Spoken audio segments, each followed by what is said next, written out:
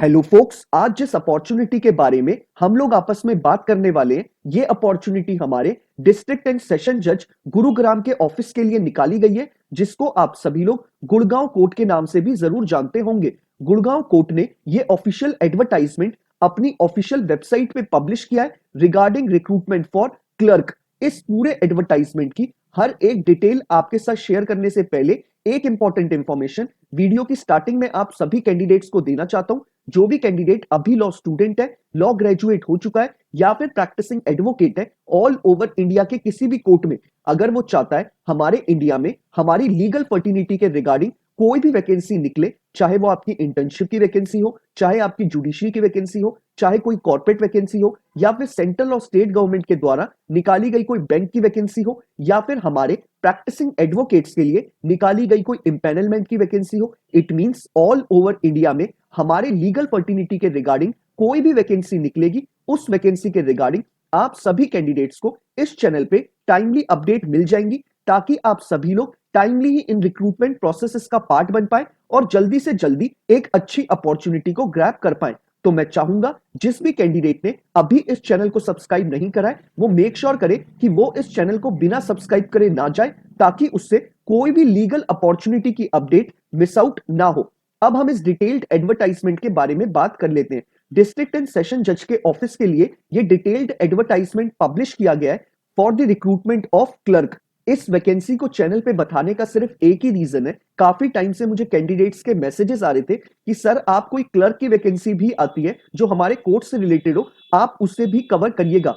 तो फाइनली मैं एक वैकेंसी ऐसी कवर कर रहा हूं, इसका जॉब पूरा हमारा कोर्ट के काम से रिलेटेड है और इसमें कोई भी कैंडिडेट अप्लाई कर सकता है जो ग्रेजुएट है। यानी कि अगर किसी कैंडिडेट ने एलएलबी की डिग्री नहीं भी है उसके पास, लेकिन उसने बीए कर रखा है, बीकॉम कर रखा है, बीएससी कर रखा है, एलएलबी कर रखा है, यानी कोई भी उस पर ग्रेजुएशन की डिग्री है, वो एक ग्रेजुएट है फ्रॉम अ रिकॉग्नाइज्ड यूनिवर्सिटी, तो वो इस रिक्रूटमेंट प्रोसेस का पार्ट बन सकता है।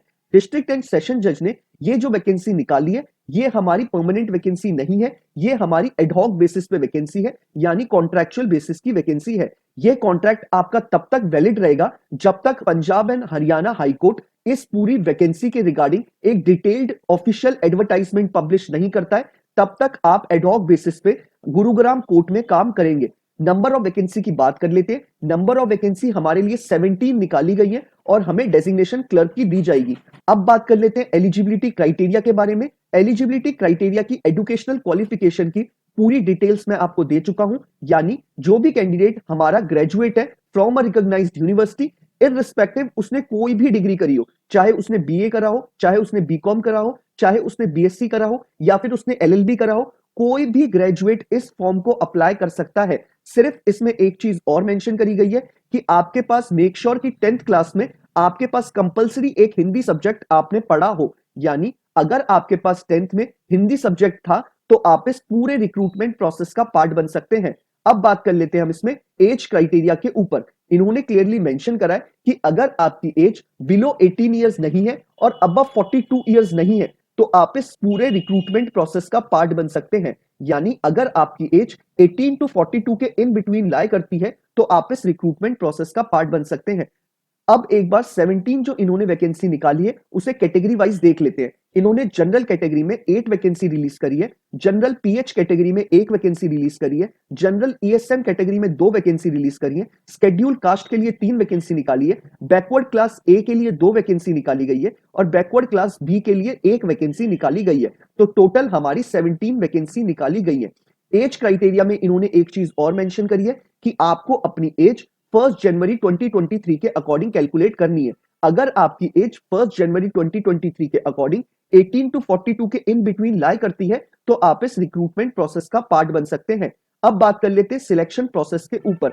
इन्होंने अपने एडवर्टाइजमेंट में क्लियरली मेंशन करा है कि आपका इंग्लिश कॉम्पोजिशन का 50 मार्क्स का पेपर होगा, जिसमें आपके क्वालिफाइंग मार्क्स 33% रखे गए हैं, यानी आपको मिनिमम अपने एग्जाम में 33% स्कोर करने पड़ेंगे।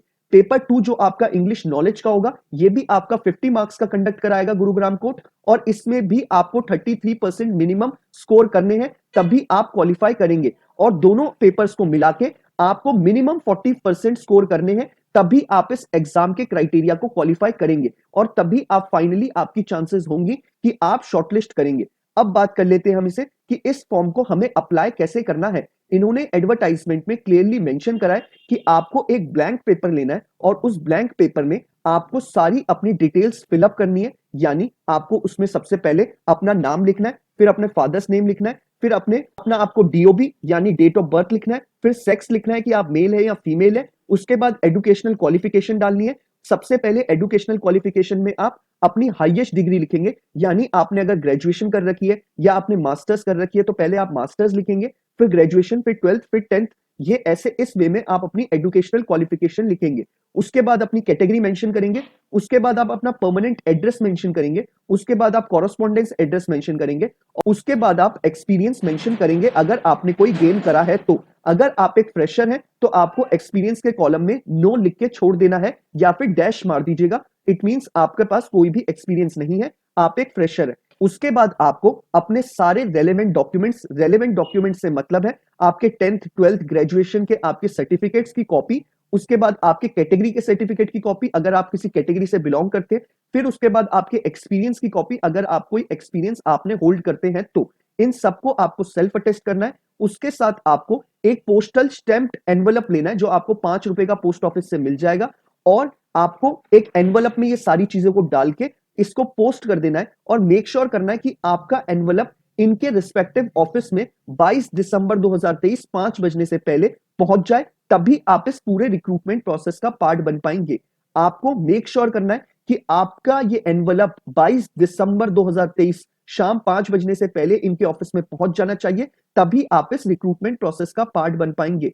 आपको कहां पर ये अपनी एप्लीकेशन को भेजना है? आपको भेजना है office of the district and session जज गुरुग्राम के ऑफिस में।